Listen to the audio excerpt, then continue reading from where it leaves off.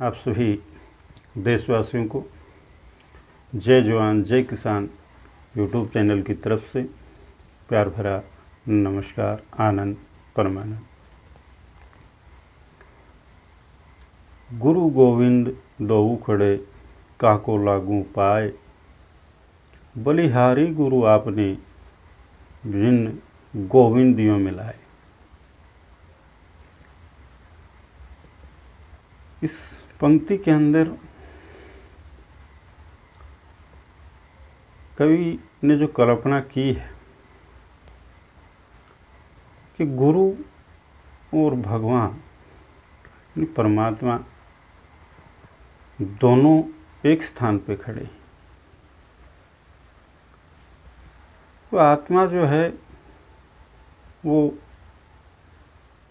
बोल रही, पुकार रही है कि बलिहारी गुरु आपने निज गोविंदियों मिलाए, कि हे गुरुदेव, हे सतगुरु, मैं आपका बार बार धन्यवाद करती हूँ। ये आत्मा की आवाज़ है कि आपने मुझे परमात्मा से मिला दिया, परमात्मा के दर्शन मुझे करा दिए। अब एक पर्सन उठता है कि सतगुरु बड़ा कि परमात्मा।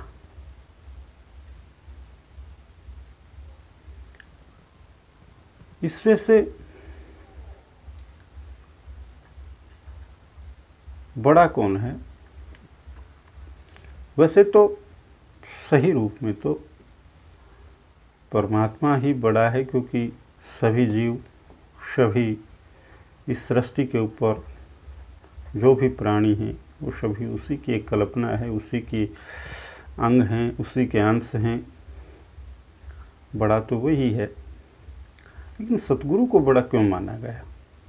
सतगुरु बड़ा किस लिए है, किस प्रकार से? एक समय की बात है, किसी एक राजा की लड़की को अचानक से बहुत छोटी उम्र में वैराग्य हो गया। वैराग्य का मतलब उसको एक परमात्मा में इतनी लगन हो गई, परमात्मा को पाना, परम तत्व की प्राप्ति करना, उसमें इतनी लगन हो गई, इतनी श्रद्धा हो गई कि उसको और कुछ भी अच्छा नहीं लगा। सभी प्रकार के भोग, ये जिंदगी, ये ऐशो आराम, सभी से उसके मन ने दूरी बना ली। किसी भी चीज़ में उसकी आस्था नहीं रही और सिर्फ उस भगवान को पाने की ललक, एक तड़प उसके मन में जागृत हो गई। धीरे धीरे वो देवी देवताओं की पूजा पाठ में लगी रही। जब जिस मकान में, जिस महल में वो रहती थी, वहाँ भी उसका मन नहीं लगा और दिल नहीं लगा, तो राजा ने उसके लिए एक अलग से महल बनवा दिया। उसके अंदर वो रहने लगी, पूजा पाठ करती रहती, 2400 घंटे भक्ति में लीन रहती, पूजा पाठ में लीन रहती और किसी भी चीज़ में उसका कोई ध्यान नहीं रहता था। अचानक से नगरी के अंदर किसी संत का आगमन हुआ और उस राजा की लड़की को ये पता चला कि नगरी के अंदर कोई संत आया है। तो संत जी के प्रवचन सुनने के लिए एक रोज़ वह भी सत्संग में पहुंच गई और संत जी प्रवचन कर रहे थे। प्रवचन के माध्यम से जीव को बता रहे थे कि इस मनुष्य योनि में अगर प्राणी ने, मनुष्य ने, जीव ने सतगुरु धारण नहीं किया है तो उसका उद्धार नहीं हो सकता, उसकी आत्मा का निपटारा नहीं हो सकता। वह आत्मा बार बार जन्मेगी और मरेगी, उस आत्मा का निदान नहीं हो सकता। संत जी के वो प्रवचन राजा की लड़की ने सुने और दिमाग में एक इतना गहरा सदमा लगा कि मैंने पूरी उम्र पूजा पाठ में गवा दी, लेकिन आज तक मैंने तो सतगुरु धारण नहीं किया और सतगुरु के बगैर निपटारा नहीं है। यही सोचते सोचते रात हो गई और वह खाना खा के सो गई।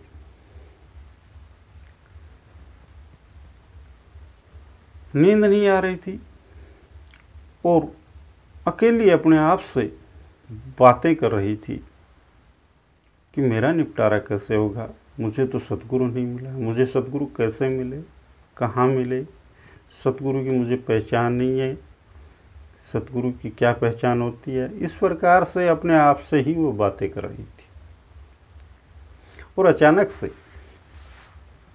एक चोर ने महल में सेंध लगाई चोरी करने के लिए और जो ही वो महल के अंदर गया तो उसने राजा की लड़की की ये सभी बातें सुनी और चोर को सब समझ में आ गया कि राजा की लड़की को सतगुरु की बहुत ही आवश्यकता है।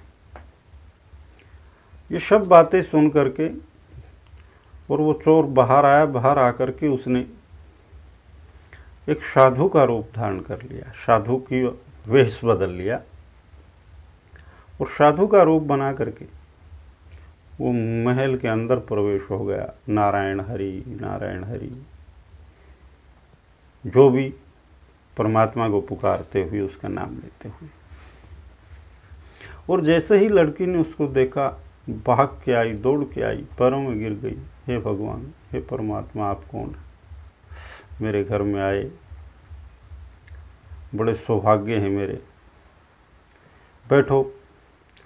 बहुत ही इज्जत के साथ में उस चोर को राजा की लड़की ने बिठाया और भाग करके जल का लोटा लेके आए।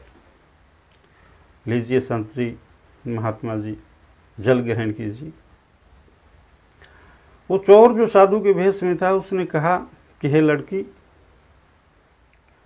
क्या तुमने गुरु धारण किया है? लड़की ने कहा नहीं महाराज, मुझे आज तक कोई गुरु मिला ही नहीं। तब तो मैं आपके हाथ का पानी भी नहीं पीऊंगा। उस चोर ने साधु के भेष में जो था, उसने कहा कि नुगरे का हाथ का पानी मैं नहीं पीता, मैं जा रहा हूँ। और जैसे ही वो खड़ा होकर चलने लगा तो लड़की ने सोचा कि ये तो बहुत बड़ा पाप हो गया, बहुत बड़ा अपमान हो गया। अब पता नहीं मेरा क्या होगा, मेरी आत्मा कहाँ कहाँ भटकेगी। एक संत मेरे दर पे आए और वो मेरे जल तक को ठुकरा के चले गए, तो मुझे तो कहीं जगह नहीं। लड़की ने पीछे से आवाज़ लगाई, हे महाराज, हे संत जी, ऐसे मत जाइए। तो मैं क्या करूं, आप मुझे उपाय बताएं। आप एक काम कीजिए, आप ही मेरे गुरु बन जाइए। आप मुझे गुरु दीक्षा दे दीजिए, उसके बाद आप जल ग्रहण कर लीजिए। चोर ने कहा कि ऐसे गुरु दीक्षा नहीं दे सकता। अगर तुझे गुरु धारण करना है, गुरु दीक्षा लेनी है, तो आपको मेरे साथ वन में चलना पड़ेगा, जंगल में चलना पड़ेगा।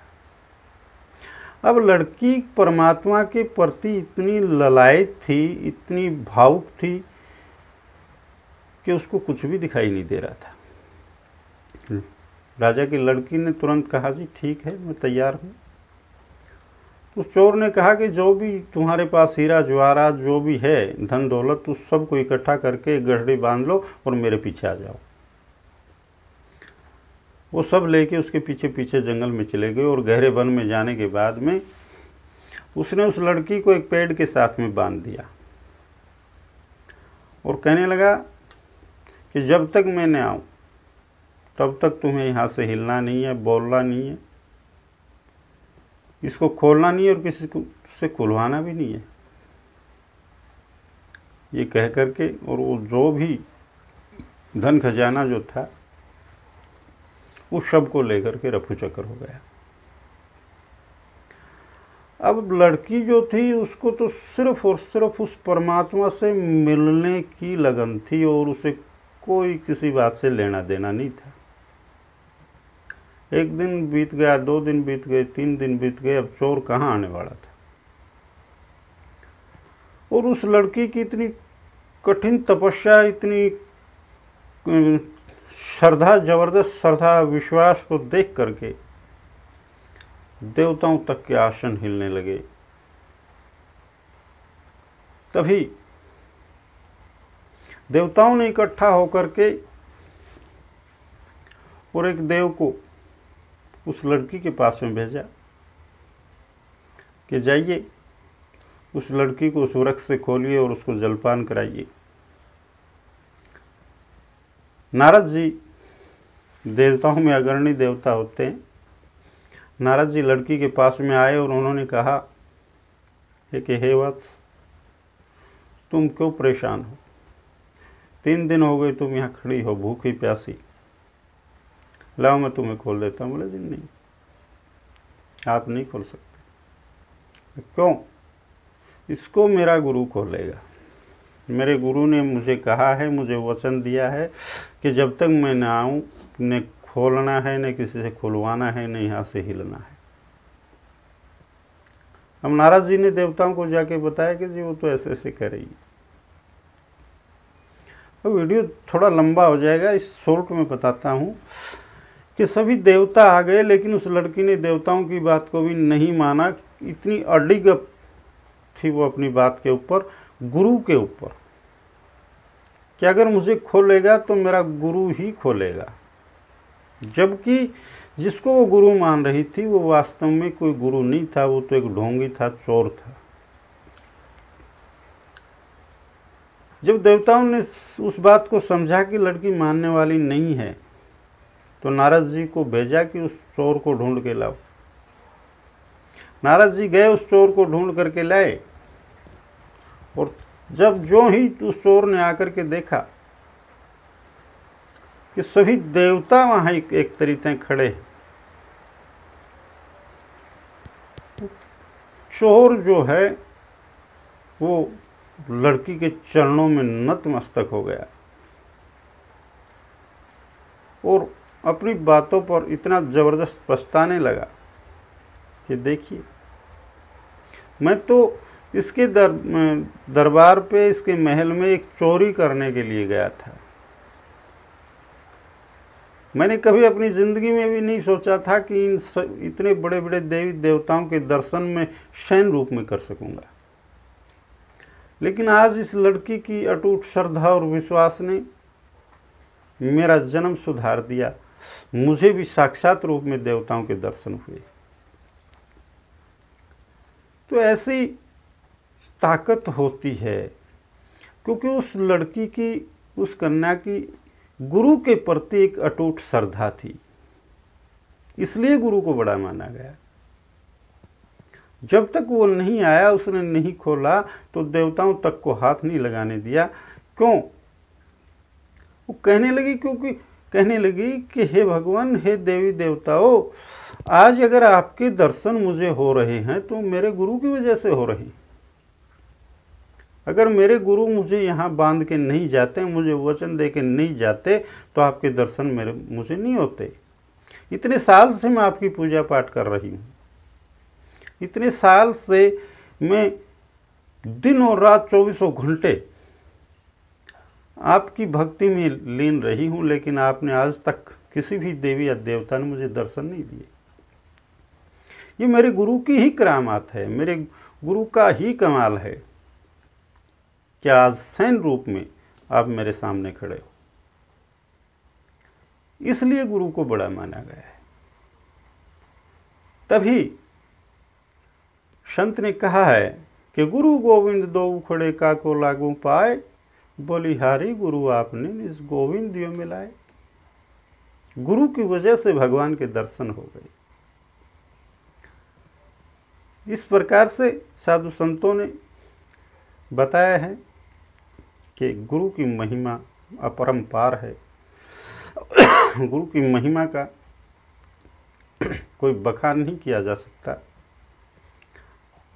उसका कोई व्याख्यान नहीं किया जा सकता।